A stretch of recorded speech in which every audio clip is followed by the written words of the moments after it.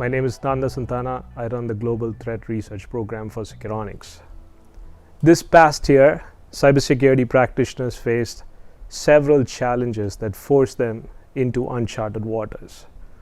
From supply chain cyber attacks to ransomwares and the pandemic that pushed the entire workforce to work from home, which resulted in additional stress on cybersecurity practitioners. With that as a backdrop, we at Securonix, we wanted to solve two main business problems. The first problem is almost all organizations have to have a robust threat research program. And this threat research program is really hard to justify from business standpoint in terms of getting the funding for that. The second big challenge is to essentially find this niche talent in the market. Besides this, organizations also have to develop a content engineering team who's going to synthesize these threats, the threats that are coming from the research team, and make that into a meaningful detection rules that can be applied in your SIEM, your SOAR. Again, it takes 2 to 3 full-time employees at the minimum for small-sized organizations and maybe even larger for big organizations. That becomes a spend that is hard to justify. Now, with these problem statements, what we wanted to do with Jupyter Release is essentially take this entire work and be your partner. So we wanted to do the entire threat research for all these new malware strains that are available and provide detection content on a timely basis to our customers. So the way we go about doing that is we now have a robust threat research labs. In a minute or two, I'll walk you through all the new threat research program, the threat research that we're doing with latest malwares and APTs. Our goal is to provide you the detection content, the detection rules on a timely basis so you don't have to worry about doing the research work at your end. Once we finish the research, we have a detection engineering lab, and this detection engineering lab essentially reverse engineers all these malwares and looks at IOCs and TTPs. And the goal for us is to publish these content to you on a timely basis so your team can act on the latest cyber threats. Now, we are not done with this just yet. We are also looking at new strains. As you guys have watched the news, there were several strains that surfaced up after the supply chain attack. Now, here is a simple snapshot. This week, we are now focusing on ICE Trojan, the Tiger ABT, and so on and so forth. Our threat research program is completely heads down, coming up with different strains. Now, that being said, if there are some big breaking news, some big attacks, we stop what we're doing and we focus on the latest threats such as Hafnium or Sunburst, so to speak. Now, some of these threats research are already available in our website, in our advisory portal. This threat research that we do just don't apply to traditional cybersecurity solutions, cybersecurity telemetry. We've also taken this information, the research information, our detection engineering content to our cloud. For instance, in Jupyter Release, what we have done is we're providing a new cloud content 2.0. We understand customers still have an heterogeneous environment. When I say heterogeneous, you have a little bit of AWS, a little bit still on Azure, a little bit on GCP, maybe still on-prem.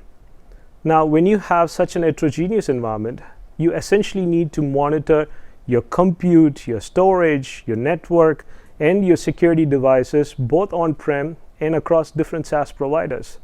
So the first thing that we have done is we have essentially taken all our rules, our detection content. We made sure that these rules apply to at a compute level, not so specifically to an individual vendor. The second thing that we have done in Jupyter Release is we have taken our MITRE content and we have applied the cloud MITRE content to the detection rules that we are sending it across.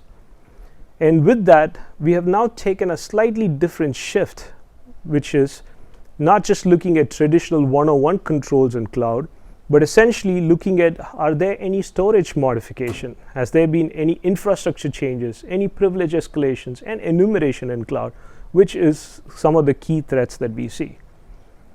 Now with cloud content, which is an example, we have also focused on insider threat as part of Jupyter release. Now we don't just stop right there. What we have further done with Jupyter release is we realized beyond our threat research program, we've also seen a significant amount of content that is available in the community. So we are happy to announce, as part of Jupyter release, we are now providing a Sigma converter. What this does is it helps our customers tap into all the community-led research work that several security practitioners have contributed to. We made that content available in Securonix, and you will have access to that as part of Jupyter release. This is a starting point for us. We've already started to contribute a lot back to the community, and you will see that. And as we progress along, we will see more robust integration, a two-way integration, becoming a consumer and becoming a lead provider in this space. Now, with that said, our content just doesn't stop here. One of the key things that our MSSP partners have asked us is about reports. To us, when we say content, we don't want our customers to worry about any creation. We want to take all of that heavy lifting work on our side. I'm happy to announce, as part of Jupyter release, we have 100 reports, close to 100 reports, that is now available for our customers. These reports are SOC readiness reports from NERC, HIPAA, PCI, NIST, FISMA, and you name it. And these reports are available for our customers to download. Now, all of this great content that we are talking about, how do we now deliver that to our customers? One of the key things that we have done with Jupyter release is we have now got this content dispenser framework, which essentially helps the content team within Securonix disengage from the core platform. So what does that mean for you? What it actually means for you is you don't have to wait for a software upgrade. You can now have the latest content. When you have an attack like Hafnium, Nebulium, or Iced, Trojan, for instance, you don't have to wait for a software upgrade. The content is ready, and we are ready to deliver this content to you. And this dispenser framework essentially helps our customer look into our app store on a timely basis, and the customer gets to decide whether they want to apply the latest content. So this content delivery management now completes this end-to-end content creation and curation and delivery mechanism to our customers. Now, with all of these things, there's one thing that's left behind in traditional content management, which is our documentation. So we have taken care of that in Jupyter as well. In Jupyter, we have now provided some detailed documentation, and what really excites me about our documentation is it just doesn't stop with how you configure some of these rules and policies within Securonix, but we have also gone above and beyond in how do you configure the source, the telemetry, in the right format that we can essentially, the product can essentially leverage it to provide valuable results. So with that, our first problem statement, again, just to recap, we have now essentially taken all the threat research, content creation, and as you can see, Jupyter release, we are heads down focused on providing that content to you. Now, the second problem statement, as these attack vectors constantly keeps growing, one of the key challenges that SOC analysts and threat hunters face is they constantly have to go back in time. If they have a data lake, they essentially have to go back in time to see if there are any presence of some of these malwares in the data lake. Now, what we have done is there's a technical. What we have done with respect to our threat hunting framework is, as part of this Jupyter release, we have now releasing an autonomous threat hunting as a service. So let me explain to you how this works. Today, you have your Hafnium, your Sunburst, or any other supply chain attacks, the first thing the analyst does is they have to do a research to see what are the big vulnerabilities and cyber attacks are out there. Once they do that, they have to collect all the indicators of compromise, the intel from various different sources.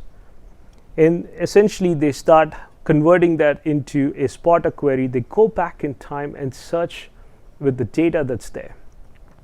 If there is a hit, when I say hit, there is a presence of some of these malwares, there is a little bit of investigation that needs to happen. And essentially, the team gets geared up towards responding towards these cyber threats. Now, that's a lot of time spent in terms of getting all of these things in place. What we wanted to do as part of Jupyter release is remove that entire middle layer. We now curate the intel. We have this engine that essentially autonomously takes care of all that activities that an analyst would typically do. It takes that intel, it goes back into your data lake, and it searches. And if there is a hit, it essentially creates an incident report so the analyst can respond. Our goal, conservatively speaking, is to cut this hunting activity at least by 50%. So let me give you a little bit more detailed walkthrough on how this autonomous threat engine works. Step one, this autonomous threat engine essentially picks up an IOC, the curated IOC. It's smart enough to understand, is it an IP-based, a domain-based, a hash value, phishing. Further, what it does is it knows what are all the Securonix attributes that it needs to map to. For instance, there is no point looking at an email within an IP address attribute. You will probably get nothing. Thirdly, what it does is it understands what are the best telemetry that it can search on. And it's been trained to look into the right data sources. And the last piece is it understands what customer have given the right telemetry, and it starts to scan into the customer engagement. Now, there is a little bit more intelligence baked into this engine. It looks at how long the customer's data resides in our data lake. It essentially looks for how to take a breather, how to perform these actions without interfering with an analyst action, so to speak. Now, once it finds something out, it shoots out an incident report. Here is an example of how an incident report looks like. In this incident report, what we have done is we have essentially taken all of our intel, our IOCs. We've given you references to where did we source this intel from. We've given you references to recommendations on next steps. What should you essentially do when you do find an instance? And we are always available to our customers in an event if they would want us to get on a call and investigate with them. And furthermore, we are also packaging ready-to-go spotter queries that can be downloaded as part of this autonomous threat engine. So in a nutshell, what this Jupyter release really is focused to do, to bring it all together, we have our own threat research lab that essentially constantly looking for latest malwares, APTs that are out there. We are looking at new strains of those malwares. And our goal is to provide both indicators of compromise in a very short period of time. And we are also providing some of the latest content, TTPs, that becomes our detection rules. We are also leveraging threat research that's done by the community by tapping into Sigma for starters. And the last but not the least, bringing in third-party intelligence, our vendor-led intel, and tightly coupling that in our intel curation platform. From here on, to our customers, we have essentially got this autonomous threat hunting engine that goes back in the data and looks for these suspicious malware strains presence. And if there are any, it creates an incident report. And then with respect to the detection rules, now it's as part of content as service, you get access to our latest detection rules on a timely basis, which basically means our customers can essentially review what these new content is and they can apply it as need fits. This content also goes into the live search and it goes across all our customers. So let us worry your threat research, content creation, and aid you with hunting. And with that, I'm going to pass it on to our next featured guest, Ed Vistas. As you enjoy your Uber lunch, Ed Vistas will be talking about his experience. And before that, we have a quick short customer testimonial.